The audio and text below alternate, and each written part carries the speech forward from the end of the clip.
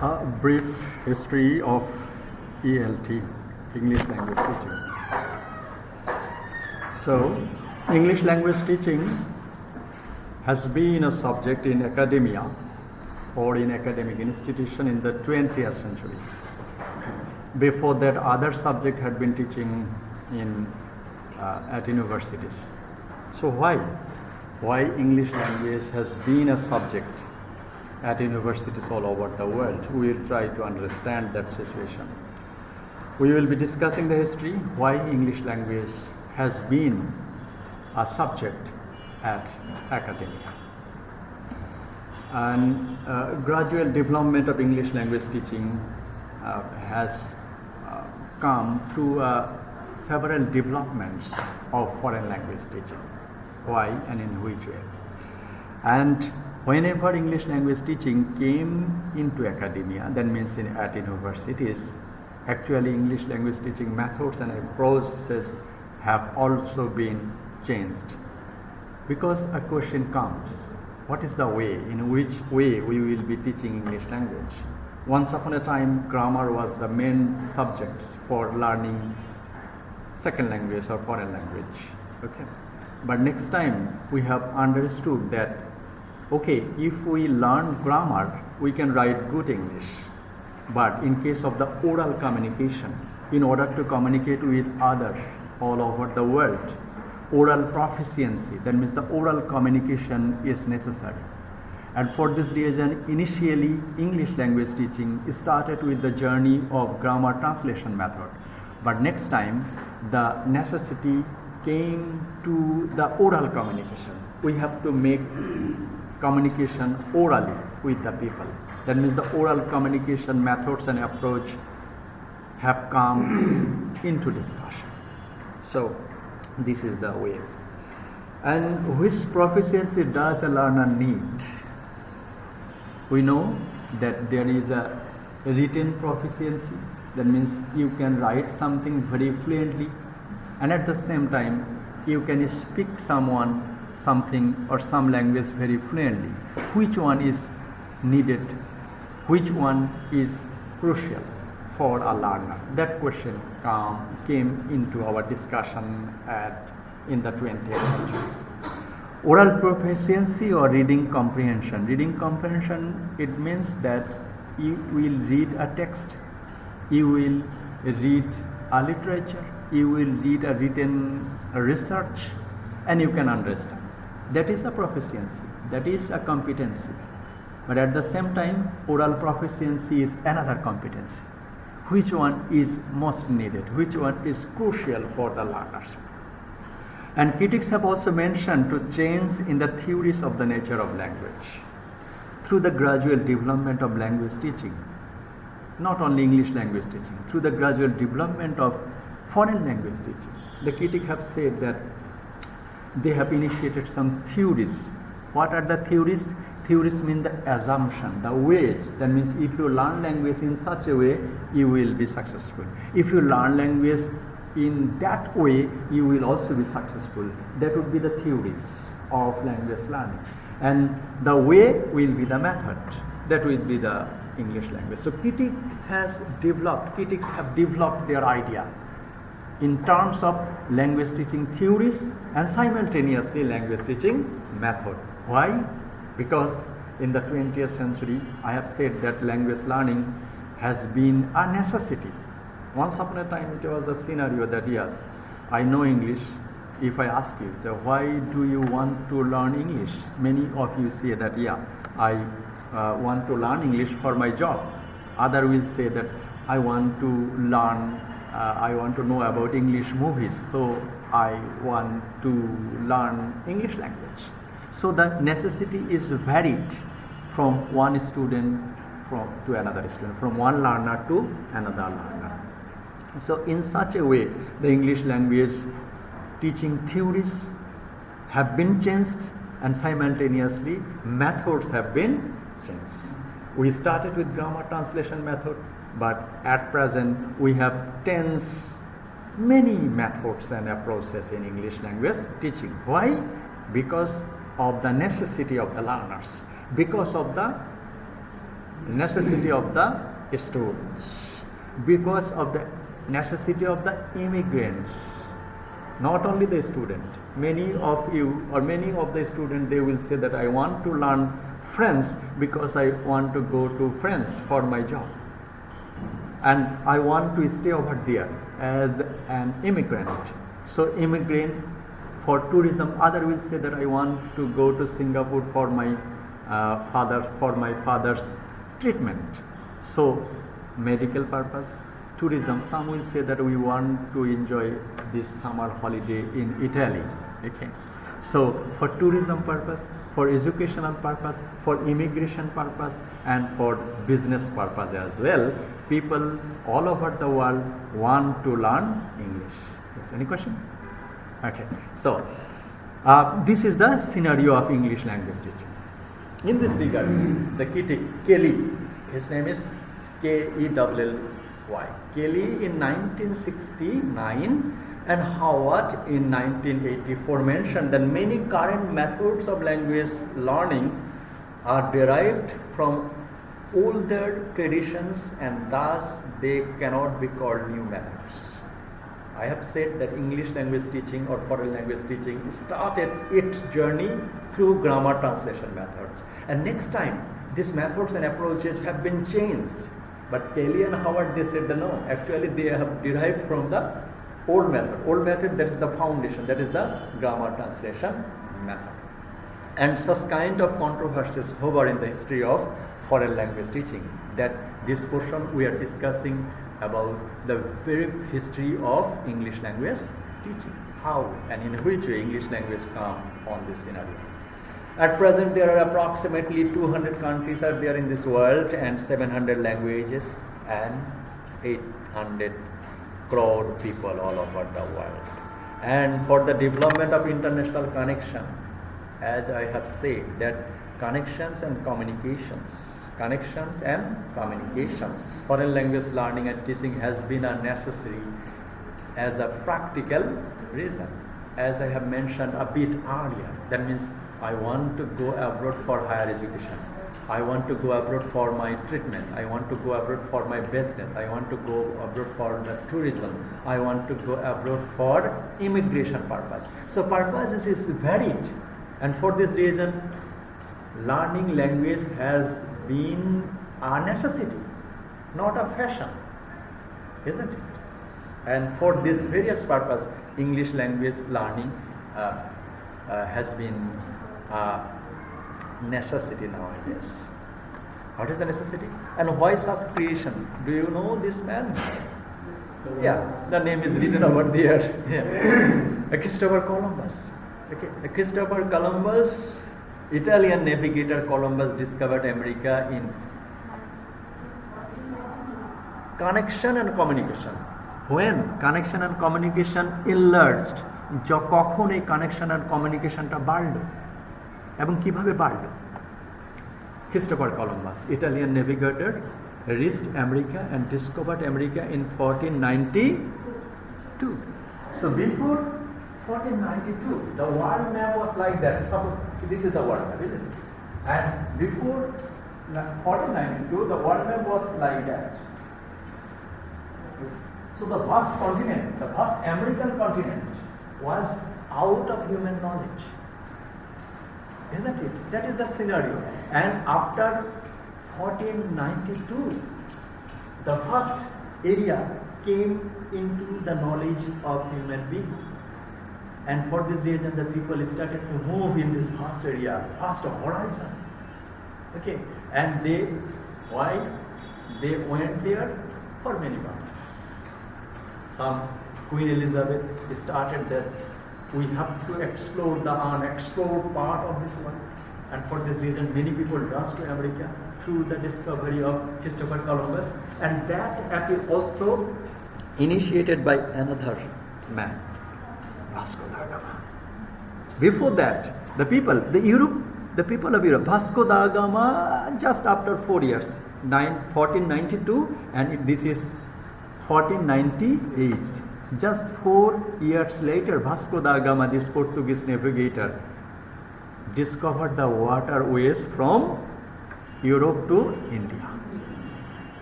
So before these discoveries, and another discovery that was came later on, that is 1903, 1903 সালে Wilbur Wright, they invented plane. Okay, so we have to have the scenario of 1492 and 1498. Before 1492, 1492 এবং 1498 সালের আগের scenario কি ছিল? The people of Europe, they had been searching the European country. They had been staying in the European nations also. Okay, they wouldn't go through the ocean and come to India. এখানে আসতে পারতো না। যখন এই scenario তৈরি হলো তখন কি হলো? The people for these discoveries, that means Vasco da Gama and Christopher Columbus, an invention, international communication becomes crucial, and for international business, immigration, education and tourism. Okay. Before the discovery of Vasco da Gama and Christopher Columbus, America, we wouldn't go to America, and at the same time American people wouldn't go to Europe. Europe people wouldn't go to America. And before the discovery of Vasco da Gama, Asian people wouldn't go to Europe because there was no plane. So the people of Asia had been staying in Asia. American people at that time, that was the Red Indian. Okay, that is the heritage. Before the discovery of Christopher Columbus, some people had been living in America, isn't it? সেখানে তো মানুষ কিছু ছিল যাদেরকে বলা হচ্ছে red Indian, তারা ছিল। ওকে, so European people had been living in Europe, Asian people had been living in Asia, and American people had been living in America. But for the discovery of Christopher Columbus and Vasco da Gama, the communications and the connections between the continents established. And what is the business? The vast opportunity of education, immigration and business wide opened. Okay, and for these communications, and when they have got such kind of discovery, there are some crusades. Ikhtiaruddin Muhammad Bikhtiyar Khalji. Okay, he started from Asia to other parts of this world. Crusade, Ottoman Empire. Invasion, mostly invasion. Yeah. Invasion. Then from the invasion, initially they went there for business, but next time invasion. Ottoman Empire, the extended empire, and also Alexander the Great are the few examples. They started business. At the time they had been doing. Initially they started business.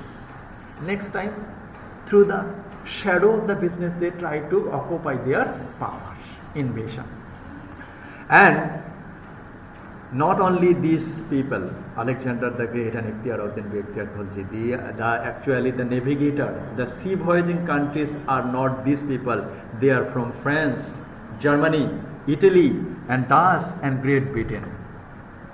Because this Europe is surrounded by the ocean, and they have their technology and they have got their civilization earlier. We have to admit that Greek and Roman civilization is the earliest civilization. Yes. And for this reason they wanted to go over there through the ocean. So these countries are called the sea voyaging countries, sea adventurous country. Which are the countries? French, Germany, Italy, Dutch and Great Britain or the UK. And they started moving many parts of this world. So I am discussing in which way the connection and the communication established among these continents. Through the discoveries, the continent to continent communication and connection was established. It is not that we Asian people went to America and Europe for education purpose and they came over here for business. So connection is very in multifarious motives. Okay, their motive was for business, our motives for education, our motives for immigration, our motives for treatment and others. Okay, so that was the situation among all the continents, connection and communication established. তো যখন connection establish হলো, কথা তো বলতে হবে যে I am hungry, ওখানে তো বলতে হবে না যে আমি ক্ষুধার্ত, আমাকে খাবার দাও, বললে কি বুঝবে? So whenever this connection and communication was established, then this is the necessity to learn languages. Okay, so that was the situation, and this situation created tremendous necessity of international communication, tremendous. And in such a juncture, foreign language learning becomes crucial. Japanese, Chinese, they have their ethnic background. Once upon a time, they thought that why still you will not get immigration in China, still you will not get immigration in Japanese. Why? They think that our culture, if other people come in our country and started living in our country, our ethnicity means racial identification, আমার জাতিগত যে পরিচয় এটা হচ্ছে ভুলুণ্ঠিত হবে। এই জন্য Japanese চাইনিজরা অনেকদিন চাইতো না তাদের দেশে ইমিগ্রেশন যাক, অন্য দেশের মানুষরা যে বাস করুক, তাদের for the purpose of that ethnic necessity. But now they are in a position, they are now started to learn English and the other things. Why? For the business and for the other things.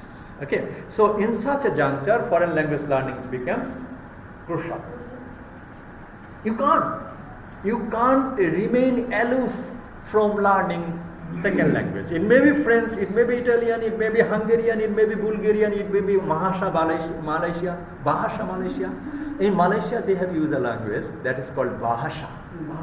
Okay, so you can't remain yourself aloof. Many people from Bangladesh, they are getting their PhD from Malaysia, Indonesia, from their countries. Yeah, and Malaysia is a good country to live in. Yeah. So, আপনি বলতে পারবেন না যে আমি ভাষা শিখবো না, আমি এর থেকে যাব। So this is the scenario that was created. So it has been crucial. And at present, 60% of the world population are multilingual.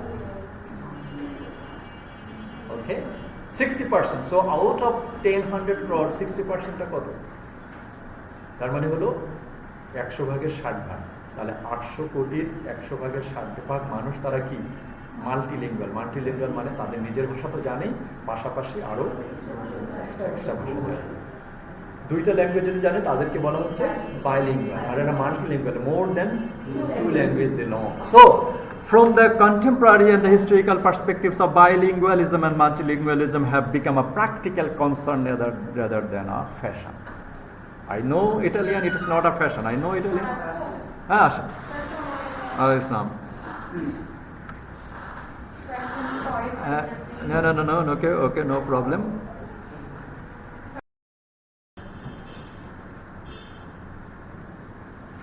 So at present 60% world people are multilingual or bilingual, and it is not the fashion nowadays, it has been the necessity. Okay, so once upon a time I had this, that English, the language came from 3 languages to me. One is Latin, another is Portuguese. Is it true? They started Latin and the English language, they have gained their vocabulary from many Latin words, Portuguese words, Spanish words. These are all the European languages. In case of Bangla, we have got many pani কিন্তু বাংলা না, এরকম ভাবে যে এরকম table, এরকম ভাবে you are right that English language got its vocabulary from other European languages.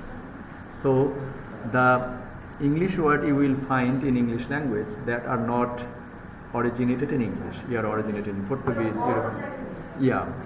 borrowed language. Okay, so that was the scenario. But English language has been the world language nowadays, as we have said earlier. But the scenario was not like that, as you have said a little bit earlier. English language has been a subject at universities all over the world in 20th century. But before 20th century, what was the scenario? The scenario that 1600 years ago, the scenario of English language was not like this. So what is the scenario?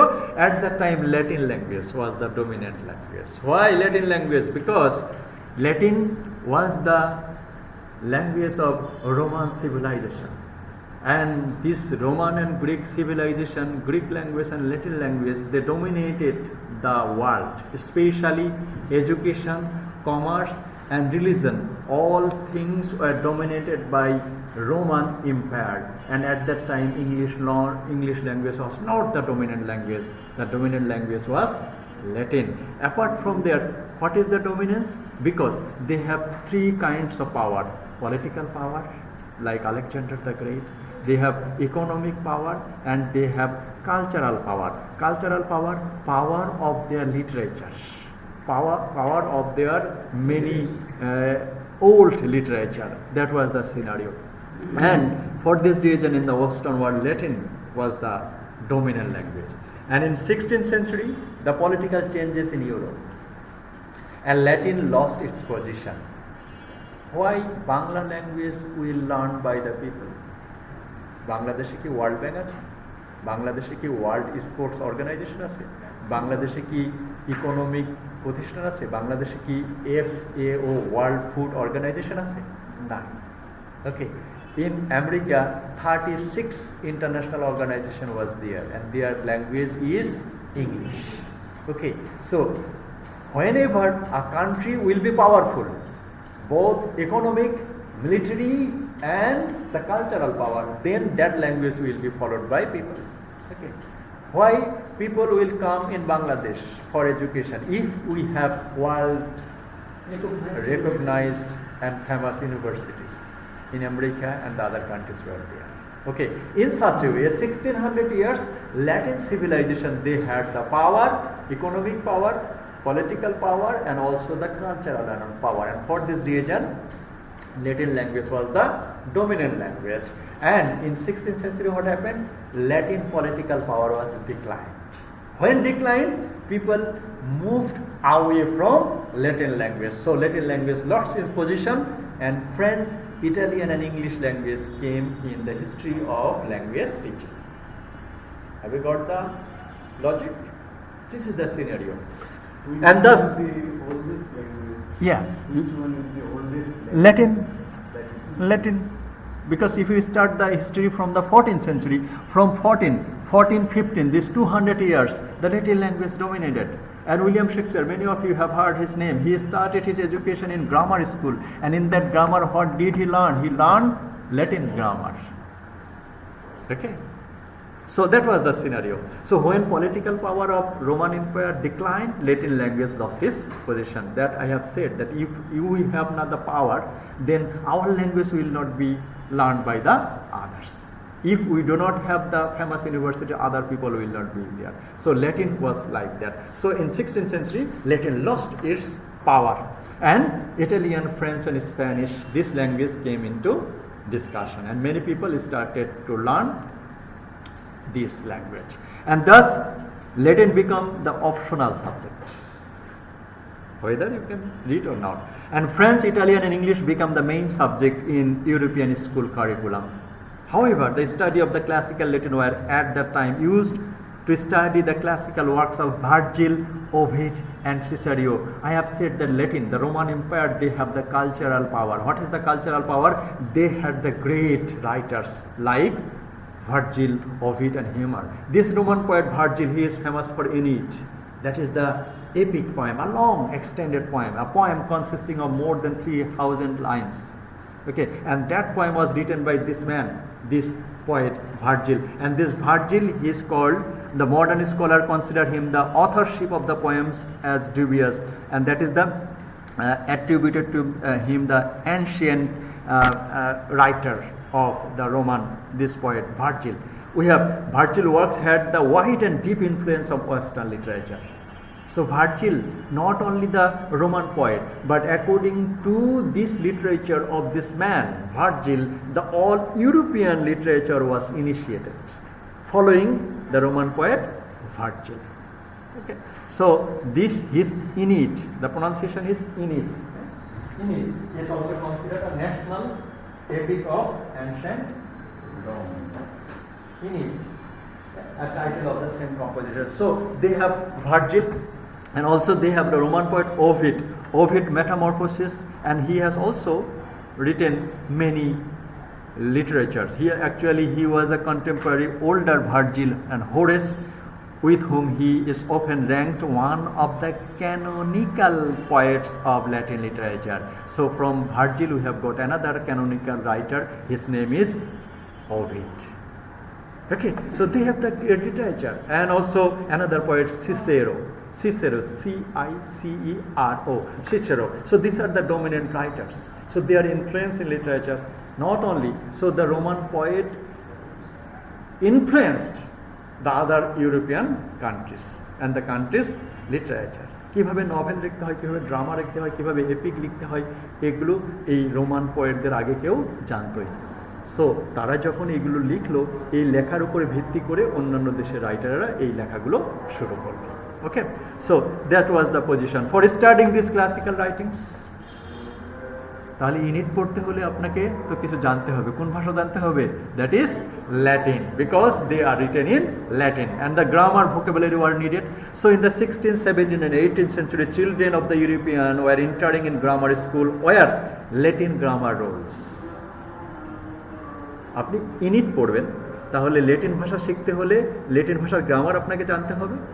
Okay, so in such a way, the European people started to learn Latin language to know the classical literature of Rome, or written in Latin language. And the translation were chief components of the foreign language teaching and the learning strategies. So up to the 16th, 17th, 18th and even the 19th century, the language learning was to the way, that is to know the grammar and the vocabulary and the translation.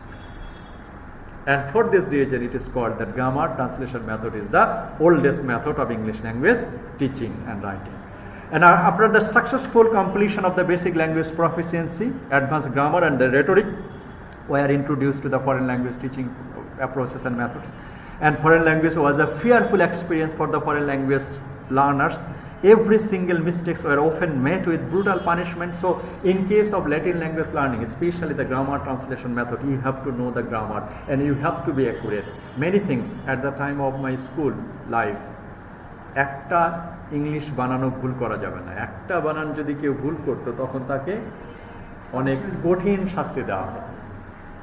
So that means what was the motive? Motive is that you have to be correct, accurate. So accuracy is there in grammar translation method. You have to know the grammar. Okay. So Sadruddin Ahmed, learning English the easy way. A professor of Dhaka University, Russia University. He taught present perfect tense in 7-8 class or 7 weeks. He thought that you have to be perfect. And that was the motive. What is the motive? What is the approach? That is the approach of the grammar translation method. So if you want to know a language, then you have to be accurate, especially for the grammar. So that is the strategy up to the 19th century, that grammar translation method, the way of learning foreign language or the second language. But the situation gradually changes. Roger Ascham, Montaigne in the 16th century, and Comenius and John Locke in the 17th century proposed to reform the foreign language teaching and learning curriculum. একটা বানান ভুল করলে কান ধরে উঠবোস করতে কার ভালো লাগে? তখন এই ভদ্রলোকরা কি করলেন? এই যে রোজার অ্যাসেজম, মন্টেনি in the 16th century communicants, they said that no, we have to change the language learning and teaching methodology. We have to come out from the oldest method, that is grammar rules and translation. We have to come out from such kind of old method and we have to initiate new method. And Latin and Greek had been identified as the classical and the ideal form of language, and so their proposal were not reflected in their curriculum. So in such a way, the scholars are moving from old method to a new and newer method. And gradually the study of Latin language was declined and the study of Latin grammar became an end in itself. So when with the requirement of Montaigne, with the requirement of Ascham, with the requirement of John Locke, naturally Latin language teaching methodology was end in itself. Okay. And when modern languages started entering in the European school curriculum, they were taught using the basic procedures that were used in teaching Latin as the subject grammar rules and the list of vocabulary and the sentences for. So they tried to came out from the oldest method, but they had nothing at their hand. তারা মনে করছে, তারা ভাবছে যে grammar translation method থেকে আমাদের বের হয়ে আসতে হবে, কিন্তু তাদের কাছে কি নাই, নতুন কোনো কিছু নাই, নো অপশন। তার মানে কি, গ্রামার শিখেই হচ্ছে ভাষা শিখতে হবে, ট্রান্সলেশন শিখেই ভাষা শিখতে হবে। বাট এটা প্রিভিয়াসলি কি ছিল? It was previously that in order to study Latin literature you have to know Latin language. So this ways of foreign language teaching conveyed no positive result for the real communication needed in the 18th-19th century. So whenever the communication was boosted up, when the connection was boosted up, যখন connection and communication সারা ওয়ার্ল্ডের মধ্যে established হলো, তখন আস্তে আস্তে communication আমার দরকার, oral communication দরকার, ওরাল প্রফিসিয়েন্সি দরকার। But in case of the GTM, there is no scope of enlarging or improving your oral proficiency. So in 18th-19th century, there was a requirement to improve your or the learner's oral proficiency. Okay, so in such a way the grammar book initiated, and the examples of three typical sentences was like that. Okay, that is some sentences will be there, translation will be there, but the way they will start a new method, but they have nothing in their hand. So grammar translation method was followed. Okay, so this grammar translation was method by the is named according to the contribution of a German scholar, and in America GTM is known as the Prussian method. Okay, so in 16th, 17th, 18th and 19th century, the method that was used for English language or the foreign language teaching, that was the grammar translation method. And for this reason, grammar translation method is called the old method, and in America it has another name. And a traditional method to learn a language, here the translation will be there, okay, and for this reason there will be some procedure. What is the procedure? That is focus on reading and writing. We know that in case of language learning we have 4 skills. What are the skills? 4 modules, that is speaking, reading, writing and listening. But in case of GTM, they focused on specifically reading and writing. Why? GTM was used to read the Latin literature. So if you want to have the reading capability of the Latin literature, then you are able to learn a foreign language. That was the process, and for this reason focuses on reading and writing, and also vocabulary. Of course you have to know the vocabulary, and also the sentence is the basic units and the new term.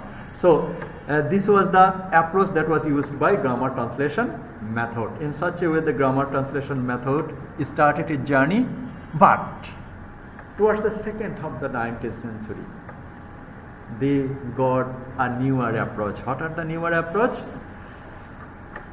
The Europeans started questioning and rejecting GTM. 16th, 17th, 18th century, they had the idea that we can't do with GTM. আমাদের GTM দিয়ে চলতেছে না, কিন্তু তারা অন্য কিছু পাচ্ছিল না। Towards the end of the 19th century, they started rejecting GTM. And initially, books for conversation and phrases were getting important for private studies. So they started with this, that is actually the conversation. In 18th and 17th century, there was no scope of conversation or conversation mode of learning second language or foreign language. In the second half of the 19th century, they started some books. They wrote some books on conversation. If you have the conversation, the oral proficiency will be developed. So we have got some book towards the second half of the 19th century, books on conversations. And linguists gradually claimed the foreign language teaching in the secondary schools, okay, and they thought that the public education system failed to fulfill the demands of the general and public needs, okay. And in Germany, England, France and the other parts of the Europe, new approaches of foreign language teaching and learning developed by individuals language teaching initiatives by few linguists like C. Marshall, T. Pendergast and F. Guin.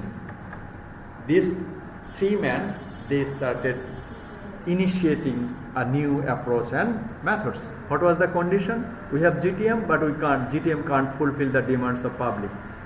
Okay, so we have to have some requirements. New methods and new approaches are necessary. So with their proposal, 3 men came forward from Germany and England and France. They are C. Marshall, T. Prendergast and F. What is their proposal? The Frenchman C. Marshall referred to a child language learning as a model for foreign language teaching. This Marshall said that actually we have observed the child. Children do not learn grammar.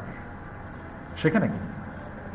একটা বাচ্চা 2-3 বছরে ভাষা শেখে, উনি কি grammar শেখে বাচ্চারা? So Marshall said so. So we have to observe child language learning.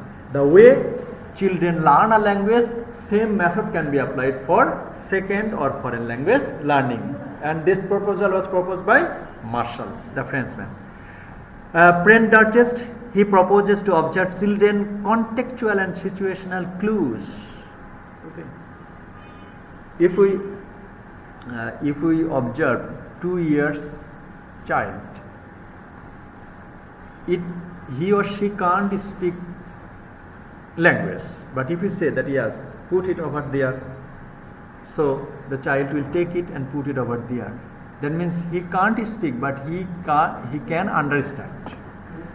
Okay, so the Prendergast also recommend that how a child gets clues for a language, he also observed. Okay, so this man, next time Frenchman F. Guin proposed a foreign language target approach based on his observation of the child language learning, and he believed that language learning should be related to an action or activity. বলছে যে actually ভাষা আমরা vocabulary শিখে এবং grammar শিখেই বুঝতে পারবো না, তাহলে কি ভাষা যে আমি বুঝতে পারছি কিনা এজন্য কিছু অ্যাক্টিভিটি দরকার। কার সাথে? যখন বললাম যে স্ট্যান্ড আপ, তখন যদি বাচ্চা দাঁড়িয়ে যায় তাহলে বুঝতে হবে সেই স্ট্যান্ড আপটা শিখেছে। আমি যদি বলি সিট ডাউন, তাহলে আমরা বাংলায় যেমন বলি না, ছোট বাচ্চাদের বলি যে আল্লাহ করো আল্লাহ করো, পানিকে বলি যে মাম মাম, তার মানে কি ও কিন্তু ওইভাবে সেগুলোর উপরে কাজ করতেছে, বুঝতেছে। So F Gouin also recommended, and with his recommendation next time established a method. Okay, so they initiated, the F. Guin and this man also started their day, and they started in such a way. Phrase, they initiated conversation and phrase. Previously, I walked towards the door. Okay, এই পুরো sentence না বলে এটা আমরা কি বলতে পারি? I walk. কি বলতে পারি? তার মানে এই দুটো ওয়ার্ড বলেই তার মানে কি আমরা কনভারসেশন করতে যাচ্ছি। Okay, may I have a bottle of water to drink madam and sir, it is a free sentence. Okay, isn't it? But we can say a bottle of water please, we can say a glass of water please, a cup of tea please, what do you want, sugar or not? Okay, sugar a bit, a milk as well. So these are the way of oral communication. In case of oral communication we can't use the full sentence. So this If Guin and others, they started such kind of English language teaching and learning. Okay, so that is the initiation. We started with the Latin history, and next time we have in the second half of the 19th century, 1900 শতকের শেষের দিকে, যে তখন তারা বলল যে আমাদের কি করতে হবে, কনভারসেশনাল ইংলিশটা বাড়াতে হবে। So Guin emphasized to the uses of gestures and also action to convey the meaning of utterance. Okay, so in such a way they started to reform the English language teaching and learning, and language teaching specialists like Marshall, Prendergast and Guin proposed alternative approaches in English language teaching, but their ideas failed to receive support and attention. অন্যরা বলছে যে হাস্যকর, এটা হতে পারে না। Okay, but they were not successful. Next time a few practical minded linguists like Henry Sweet in England, next time after Guin, Henry Sweet in England, Wilhelm Victor in Germany and Paul Passy in France offered much credible ways and approaches in English language teaching. This linguist emphasized that rather than writing abilities, speaking abilities are much more needed nowadays. So Sweet, Henry Sweet, Wilhelm Victor and Paul Passy, they said that yes, reading capability, writing capability, that well and good, but next time oral capability or speaking capability is much more needed at present. So we have to have a newer initiatives and we have to reform that methods. And in such a way, when that reform method, oral communication, in order to establish the oral communication, they established IPA, International Phonetic Alphabet. And in case of English, we have 26 letters, isn't it? ইংরেজিতে আমাদের কয়টা letter আছে 26, but in case of alphabet phonetic you have phonetic classes nowadays, so in case of phonetic they have 44 symbols. Okay, so they initiated it in 1886, that means in the second half of the 19th century they established phonetic alphabet. আপনি ভাষা শিখলে অবশ্যই সেই ভাষার উচ্চারণটা ভালোভাবে শিখতে হবে। এই জন্য সুইট যখন বললো যে we have to learn oral proficiency, then teaching they initiated, they established International Phonetic Association, and they started to teach exact pronunciation of the language. And what was the motive of that study? The study of the spoken language and phonetic training in order to establish good pronunciation habit. If you want to learn a language, okay. In case of Bangladesh or Bangla language, we have 3 Talubasha, Patkata Mudanasha, and Dantasha. What is the difference? We have Dirgho U and we have Roshu. Okay, Dirghikar and Rishukar. In such a way, same thing will be happening in English. We have short E, pull, and also put. Put, short U, and pull, long U. Okay, so that was the motive of establishing IPA, that means International Phonetic Association. And the use of conversation, text and dialogues to introduce conversation phrases and idioms. An inductive approach to the teaching of grammar and teaching new meanings through establishing association with that approach. So in such a way, they came up with a new idea that is called direct method. So in the 19th century, Gwyn had one of the first 19th century formal attempt to build methodology and observation of the child language, and that can be called direct method. And in ELT-An, who used intensive oral interaction. So another ELT-An, he also used this method, that is the direct method. And this method, with the idea of the Gwyn, that method can be called the natural method. Natural method. So approaches and methods in teacher preparation programs. So with all this innovation, we have got that towards the end of the 19th century and the 20th century, we have got the Reformation movement of English language teaching and learning. We started our journey that Latin was a dominant language because Latin and Roman literature, they have political power, they have economic power, and for this reason Latin language teaching, learning was the only method of English or foreign language teaching and learning. But next time, initiation will be there, and with the prescription of several scholars, we have got new method like direct method and natural approaches. So this is the brief history of English language teaching. Okay, any question? We have 5 minutes for your question answer session. If you have any questions, we will answer.